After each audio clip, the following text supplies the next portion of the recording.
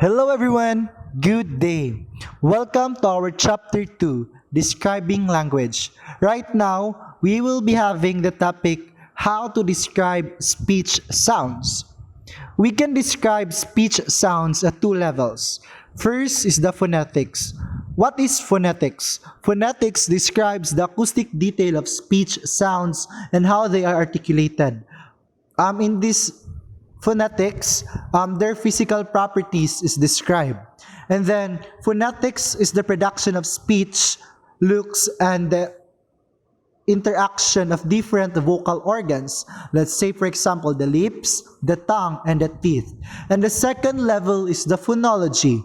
What is phonology? Phonology describes the sound categories each language uses to divide up the space of possible sounds. Phonology is the pattern of sounds, how speech sounds are organized in the mind and used to convey meanings. An example should make this clear. Consider the sound P in the English words pin and spin. The actual sounds are different. You can tell this by putting your hand up to your mouth as you say them.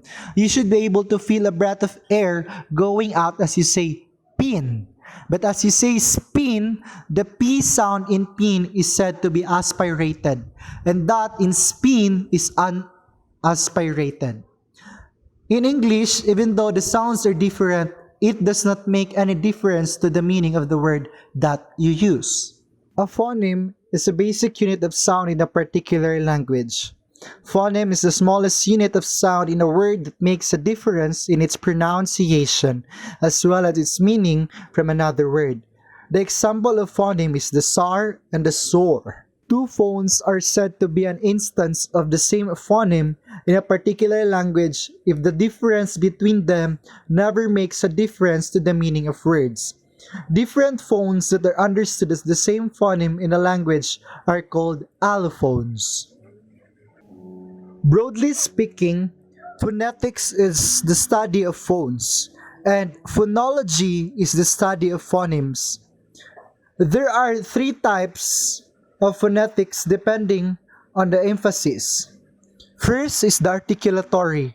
Second is the auditory or the perceptual. Third is the acoustic. What is articulatory? Articulatory emphasizes how sounds are made.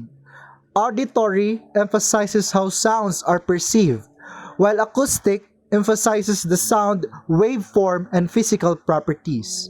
Acoustics is concerned with the physics of sounds. Acoustic information about sounds can be depicted in a number of ways. One of the most commonly used is a sound spectrogram. You can see it on the PowerPoint. This shows the amount of energy present in a sound when frequency is plotted against time. The peaks of energy at particular frequencies are called formants. So, what is formants? Formant structure is an important characteristic of speech sounds. All vowels and some consonants have formants. The pattern of formants is particularly important in distinguishing vowels. Two words in a language that differ by just one sound are called minimal pairs.